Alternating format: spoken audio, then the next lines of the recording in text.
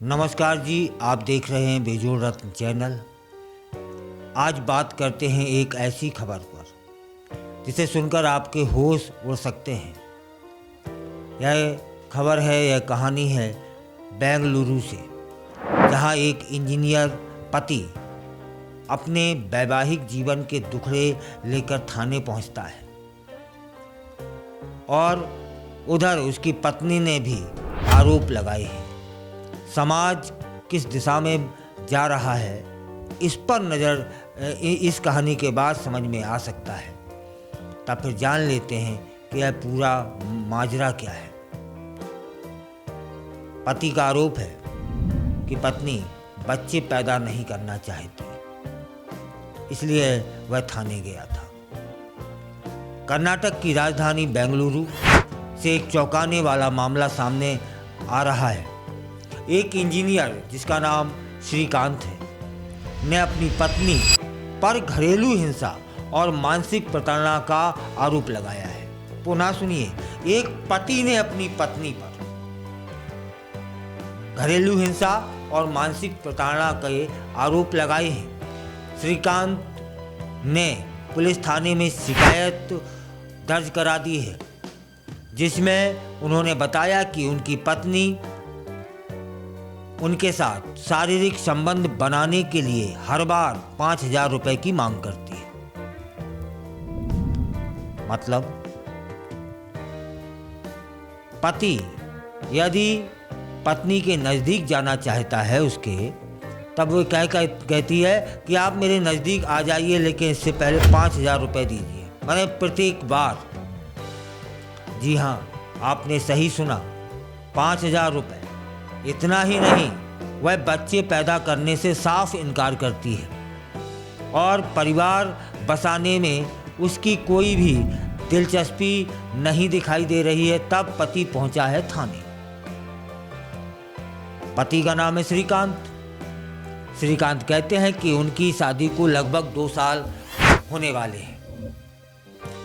2023 में उनकी शादी बिंदु श्री नाम की महिला से होती है, लेकिन शुरू से ही रिश्ते में खटास थी। उनकी पत्नी न सिर्फ उनके साथ ठीक से रहने से इनकार करती है, बल्कि उनके परिवार द्वारा दिए गए गहने जैसे कंगन, पाजेब पहनने से भी इनकार कर देती है और पहनती नहीं है। अगर वह इसका विरोध करते हैं तो वह हाथापाई तक पहुंच जाती है। श्रीकांत ने पुलिस को बताया है कि उनकी पत्नी उनके प्राइवेट पार्ट पर चोट मारती है और उसकी हरकतों से वह तंग आ चुके हैं, इसलिए छुटकारा चाहिए। लेकिन कहानी यहीं खत्म नहीं होती है। श्रीकांत ने यह भी खुलासा किया कि उनकी पत्नी ने आज तक उनके साथ शारीरिक संबंध नहीं बनाए।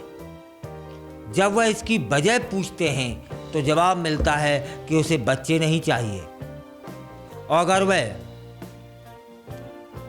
किसी सेफ्टी के साथ संबंध बनाने की बात करते हैं तो पत्नी कहती है कि 5,000 रुपए दोगे तभी सोऊंगी तुम्हारे साथ।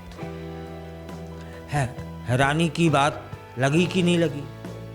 जब श्रीकांत ने तलाक की बात की तो पत्नी ने लाखों रुपयों की डिमांड कर दी। इतना ही नहीं, अब वह हाथ लगाने पर सुसाइड करने की धमकी देते हैं कि आपने मुझे जरा भी स्पर्श किया तो मैं सुसाइड कर लूंगी,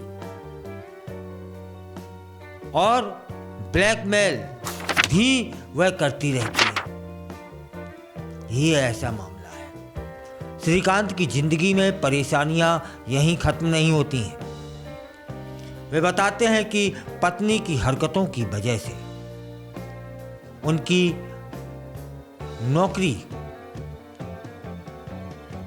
खतरे में पड़ती नजर आती है और उनका जो नौकर था वह भी नौकरी छोड़कर चला गया है।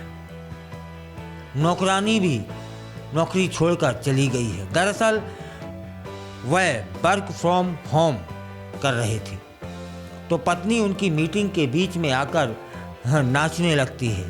रोकने पर वह झगड़ा करती है। तंग आकर श्रीकांत ने पुलिस से मदद मांगी है और सख्त कार्रवाई करने की अपील की है।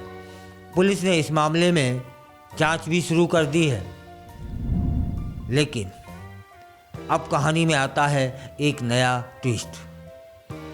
जब पुलिस ने श्रीकांत की पत्नी बिंदुश्री से बात की तो उसने उल्टा पति और ससुराल वालों पर ही आरोप लगा दिए।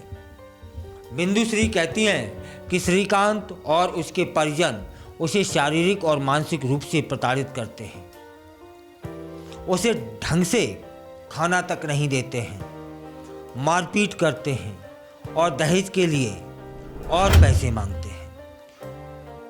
और उसने दावा किया है कि शादी में उसके पिता ने 45 लाख रुपए खर्च किए थे, लेकिन ससुराल वालों की मांग खत्म होने का नाम नहीं ले रही है। तब फिर यह सवाल है, और सवाल से पहले इतना और कि श्रीकांत जब नज़दीक पहुंचने की कोशिश करते हैं तब वह कहती है कि नज़दीक आ जाओ, इससे पहले 5,000 रुपये दो। श्रीकांत कहते हैं कि एक ही बार देना है क्या, तो 5,000 क्यों, 50,000 ले लो।